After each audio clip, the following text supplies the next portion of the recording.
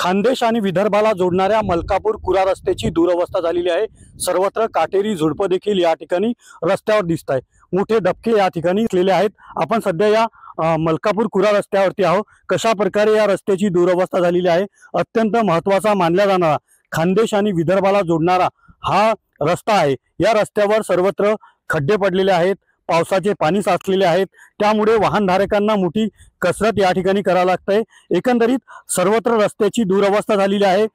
या रावेर लोकसभा मतदारसंघाच्या खासदार रक्षा खडसे यांचा हा मतदारसंघ मानला जातो, तरी देखील या रस्त्याची अत्यंत दुरवस्था झाली आहे। वाहनधारकांना मोठी तारेवरची कसरत या ठिकाणी करावी लागते।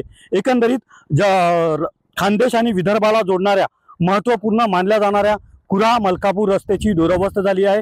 मोठमोठे काटेरी झुडपं देखील या ठिकाणी वाढलेले आहेत, त्यामुळे एकंदरीत पाहिलं तर या ठिकाणी मोठ्या अपघाताचे प्रमाण देखील छोटे मोठे वाढलेले आहेत।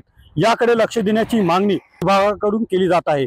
कॅमेरा पर्सन मंगेश ढोलेसह रवी गोरे, TV9 मराठी, मुक्ताईनगर।